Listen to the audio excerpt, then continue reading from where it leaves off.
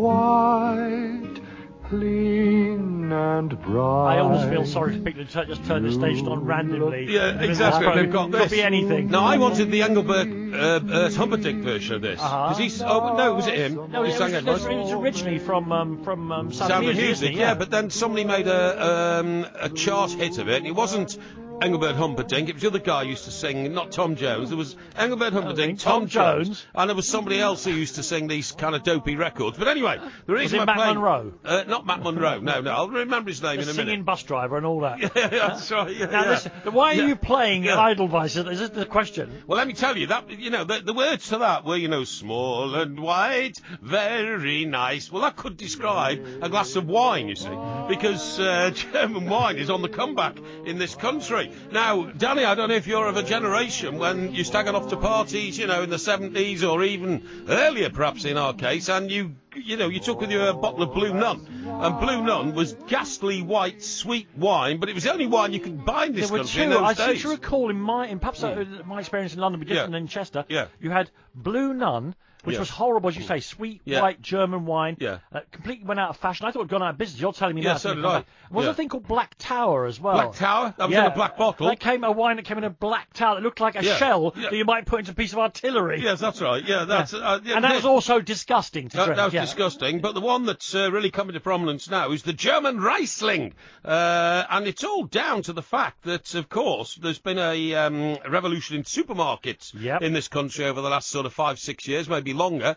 Aldi and Lidl have arrived, and with it, they brought their German wines. We have ways of making a good drink. Isn't that interesting that they have disappeared from our shores completely, these wines, particularly these very sweet German wines. The Sex have done okay, the dry ones, but the sweet ones disappeared completely, and now they're coming back because of a change in retail. Well, let me give you two quick stories about the German supermarkets. Sure.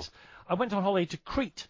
About 6 or 7 years ago. Right. Love Crete, very nice there. Yes. And trolled from the apartment complex up to the supermarket, which was Lidl. Yeah. So I'm walking back through the... What, in 6 or 7 years ago? Yeah. They hadn't been heard in this country. Absolutely. Then, walking back through, and that's why we were unaware that there was even a German, it's just a local supermarket. Yeah. So walking back with my little bag in my hand, and the man the janitor... the Basil Fawlty of the situation, ran out, slapped the bag out of my hand, shouting in English. He explained to me, because the Germans, of course, had taken over Crete during the war, famously. It was a very bitter battle. Absolutely. Akrotiri and all that stuff. And he said that we haven't forgiven the Germans, we're not going to get back into it this way.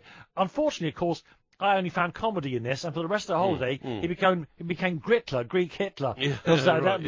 But more importantly, the ease with which the Germans are doing this, and the esteem in which these supermarkets are held. My local village in Ireland, it's a tiny village, one street, right? Okay. And it has one supermarket at the other end of the street, and then on the 29th of November, the German supermarket is coming. Right. Because I don't know whether it's Aldi or Lidl, I don't know. Yeah. But I'm telling you now, it's the biggest event in Grosvenor Manor in County Kilkenny since they built the Cistercian monastery there 1,200 years ago. Really? People are so excited. Incredible. But you see, this is what... They could sell tickets for the opening, easily. I bet they could. I'll come and open it for them if you like. I do that quite often with betting shops and things. I'm quite happy to do it for a supermarket, and it doesn't matter if it's German. What's the most pathetic thing you've ever opened? Have it car showroom? No, I've opened pubs when they've been renovated, and and they're reopening, reopening. Picture of Porky Parry in the window. I can see why that might work. Betting shops all the time, and the great thing about that is because I know nothing about betting, I invariably make a complete fool of myself because people come in and they ask you tips on races. I don't know anything about it, but I mean, I like to talk to them about it. But no, getting back to the old Lidl and Aldi, the man responsible for their rise is a very, very important and famous Everton fan called Sir Terence Leahy. And the reason I say that, because Sir Terence Leahy made Tesco the biggest supermarket chain outside of America in the world, okay?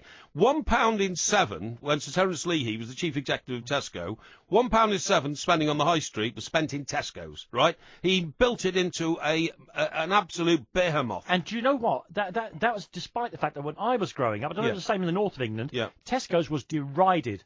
Tesco's was for poor people. Yes, that's right. And I remember if you had a pair of jeans that weren't Levi's or Wranglers, the kids in the school would stand in front of you and go, Tesco Bombers. Yeah. Good. How did the song go? Tesco Bombers.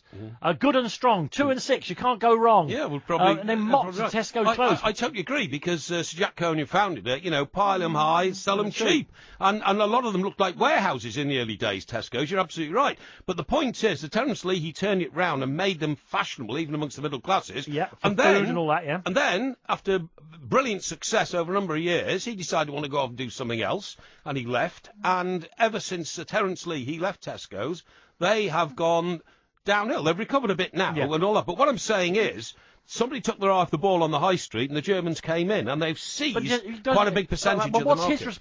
How is he responsible for Aldi or Lidl? He's not. He's not directly responsible. No. What I'm saying is, they don't fill the gap with it where Tesco's fell away. When he chose to step down, Tesco faltered. So I'm not saying he deliberately in any way sabotaged the high street. I'm saying that his genius, and a lot of that comes from the fact that he's an Evertonian, and he has all the instincts of an Evertonian and the business sense of an Evertonian. And of course, if you're claiming him through that, with a name like Leahy, I'm claiming him for Ireland as well. Well, I'm sure there must be something there. Now listen. I mean, the genius of, as far as I can see now, I'm one of that generation. And forgive me, and I'm sorry if this is in any way sexist. I try and make up for it in other ways in my life. I'm one of those people who see supermarkets from the outside. Yeah. I'm in the car waiting for her to come back out of the supermarket with all the gear that I'm going to eat. I know it's unfair, but they're you not. Get out the car at least and open the boot. Oh, absolutely. Yes, I'll carry the bags once she's outside the shop. I'll go and get them and all the rest of it. Yeah. Because they're not designed for chaps. But the genius of the German supermarkets, is the outside aisles have got all the food in them, haven't they? Yes. And the stuff that is designed to appeal to women who've got to feed their families and all the rest of it. Yeah. And down the middle, I know you could buy torches and drills all sorts of things. and tents and stuff like that. And deck chairs. It's worth going in now. You might buy something. Well, now, I've got a bit of a problem there, because I'm very traditional, and the last time I went into a Lidl or an Aldi, because one's just opened near my place down on the coast, I thought, this is brilliant. Everybody tells me it's so much cheaper in here. But what happened was, I wanted fish fingers that night, because I'm a fish finger fanatic, and I was going to make my fish finger pyramid, okay? So I went in, and I walked around for ages and couldn't find any bird's eye fish fingers. However, I did find some German fish fingers, okay? So I reluctantly bought the German fish fingers, right? Their fingers. Their fingers, that's right, yeah. And I took them home, and then had a couple of glasses, whilst they were in the oven. Possibly Liebfraumilch, yeah. Yeah, that's right, Liebfraumilch, yeah. And then took them out, and I know this is odd, but I couldn't eat them, because they weren't bird's eye. I'm not anti-German fish fingers. Dun, dun, dun, dun, dun, dun, dun, dun, no, I'm just very pro bird's eye fish fingers. Now, fingers. I can eat fingers. Forgive me, because I'm not on this show regularly. Yeah. The phrase fish finger pyramid just went through my cranium. Yes. I'm sure regular listeners know exactly what it is. What is that? Well, what you do is, you see, if you get a packet of, say, 12 fish fingers, you arrange them on the plate so that there's 5 on the bottom, then 4, then 3, then 2, then 1. You eat 12 fish fingers at a go? Yeah, sometimes, yeah, but I don't eat anything else with it, you know what I mean? And that's also some peas or something, ketchup? A bit of greenery. No, I don't like vinegar? ketchup. No, lemon. I get fresh lemons, and I squeeze the lemons all over them, and then put a lot of salt on them, you see, and that's nutritious. You see. And now you're answering one of the great, for me, one of the great mysteries. Yeah. I mean, you're a fine-looking man, Mike. No one take that away. Why does he hide it all behind that beard? Now I know, Captain Birdseye, Captain Birdseye. That is exactly it. But isn't it strange that I couldn't put the German fish finger in my mouth, because I feared that the taste of that German fish finger would it wouldn't replicate fingers of bird's eye. Therefore, it might put me off fish fingers for life. And fish fingers are my staple diet. By definition, then, next time we're on here, I'm going to get a variety of fish fingers, and we'll do a blind tasting. And you should be able to pick. You'll pick the British fish finger. Yeah, all right. From say 3 different kinds of fish fingers. That's a good idea. Next question for you. Have you ever gone? Fish fingers, of course, are done in breadcrumbs. Yes. Have you ever gone for the battered fish finger? No, I don't like battered fish fingers. Delicious. No, I don't like battered fish fingers. I like them in breadcrumbs. My mum used to give me them when I was a kid, and I've loved them ever since. And sometimes, there's 2 ways of eating fish fingers. Soft, put them in the oven and just, heat them until they come out and the breadcrumbs are lifting off the fish. Or, sometimes, when I'm feeling really ambitious, I put them in just half an inch of hot fat and fry them on both sides so they're nice and crispy. So it depends whether I want the crispy or the soft. In a sandwich? No, I'm not that keen on putting them in a sandwich. I think the bread takes away from the fish fingers themselves. Okay, well, welcome to the Britain's leading commercial sports station, where you've been listening to the latest on the world of fish fingers. I'm Danny Kelly, he's Captain Birdseye, and this is the warm-up. We got around a few of all those. But anyway, so it's John Taylor's birthday. The only thing I can't quite work out is that he seems to be a lot older than I remember him, because he's 78 according to my genealogical By definition, journal. that must be wrong. Yeah, I thought it might be. Because if he was 18 when you met him, he couldn't have been... have you got the wrong John Taylor? No, why would I get the wrong John Taylor? Well, it's a common enough name, isn't it? Taylor's quite a common name. No, John Taylor. Why would he be in the birthday list? He's famous, right? So who do you think it is?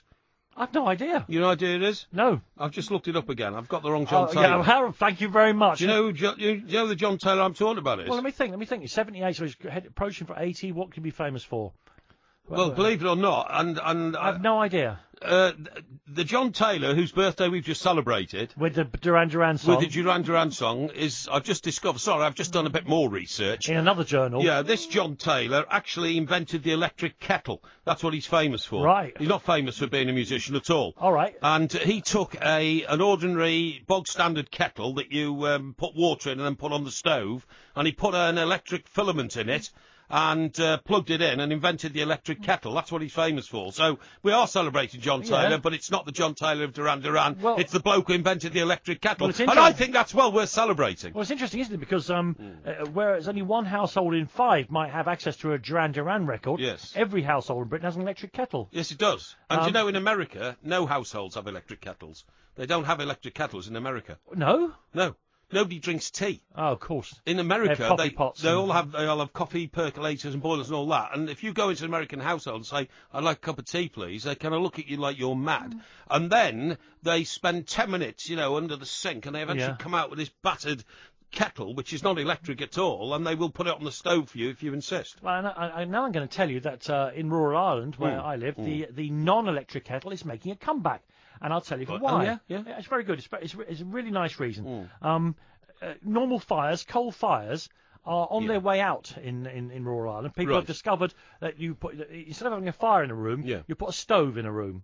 Where the fire used to be. And you put wood in the stove? You put wood or peat or coal in the stove. Right. And it makes obvious sense, because a fire, you've surrounded it on 3 sides with bricks. Yes. And the fire, you're getting the heat from one side. You put the stove in the fireplace, you get the heat from 3 sides of the stove, and it's much more efficient. Does the stove have a chimney to emit out the back? Fumes? You put it into the old chimney. You put it into the old chimney.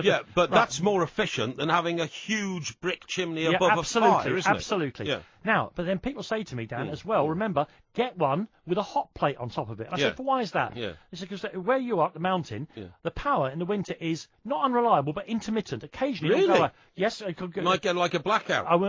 Could. So you've got to have a chest freezer and the stove with the hot plate on it, because at least you'll be able to boil a pan of water or a kettle to make the tea, and knock together normally if you need to eat something. And fill your hot water bottle if it's a very cold night. You still have a hot water bottle, do you, Mike? I do, because it helps with my dodgy knee. I have to put a bit of heat on it because of the... Now, the question is, of course, is your hot water bottle naked? No, it's ribbed. So because you can buy all kinds of elaborate coats of hot water bottles. No, I don't put it on a coat in it, but it's ribbed on both sides for your pleasure. I know that's one for the teenagers there. That's terrible. That's terrible. But what I'm saying is, it's not flat plastic on my knee. No, it's because they could burn you. They're very hot. Oh, very hot indeed. You have to be very careful indeed. But anyway, the other. So thank you. John Taylor invented electric kettle. He invented electric kettle. But that means let's assume he's 8, he would be 78 now. Yeah. Let's say he invented it at 18. So he's the Mozart of electric kettles. He is, yeah. That means it's only been 60 years since that's electric right. kettles. That's right, yeah, absolutely. Well, I can remember... You're going to say there's an element of truth in that, aren't you? An element of truth, I like that. I can remember my mum putting the kettle on the stove and boiling up the water for the everything, for, doing the vegetables and all that kind of stuff. But also, and they used to whistle. They used to have a whistling kettle, that's right. Yeah, absolutely right. And of course, if you study history as I do, you will know that George Stephenson, the man who invented the rocket, which wasn't a rocket but a train. It was a train that knocked down some poor bloke in Manchester on the first time they. Was it Stockton to Darlington was the first commercial line? Well, first commercial line, but the first test took place in Fallowfield, which is a suburb of Manchester. But anyway, the point of my story is, George Stephenson was sitting in his mother's kitchen there, and he was a budding scientist trying to find something to invent. And as he was sitting there brooding on this, his mother put the kettle on to boil him some water for something, a soup or something. Yeah. I don't think they had tea in those days. Okay. I don't think tea had arrived from India by then. It had done, yeah. Yeah, probably had. Cutty sark is way before all that, yeah. Yeah, you're probably right, yeah. And he noticed that the lid of the kettle kept going up and down as the steam built up in the kettle, and the volume of steam coming out of the spout was not sufficiently wide, the spout. And the pressure was going up into the lid, yeah. He suddenly got the idea of the steam engine. It was brilliant, and from that he invented the steam engine, which led, of course, inevitably to the internal combustion engine. Mike, it's absolutely astonishing what people who have got time on their hands and a brain to think. Yes. I've got a new outbuilding that I'm building in Ireland at the present moment. Oh, that's nice. With a system that's been imported from Canada. A system? What sort of system? Instead of using wooden shuttering for concrete, right. you build the entire building out of a hollow Lego brick made of the exact plastic in old-fashioned polystyrene cups. Right. Right? Yeah. And they're all held together with millions of little laces. So you effectively build the house, cut the windows and doors out. Are they not terribly rigid then, these things you put the concrete in? They're as light as a feather. They're as light as a polystyrene. A child could pick up one of the formers, which are 4 foot by 6. They're absolutely featherweight. Right. And then you pour the concrete in from the top. Yeah, I see. And the formers, which started out life as shutters, stay on there as the insulation for the building. I see. And the system has come from the man who has made millions and billions of pounds in Canada, who invented those polystyrene cups. And he sat in his office for year after year. There must be another use for this substance.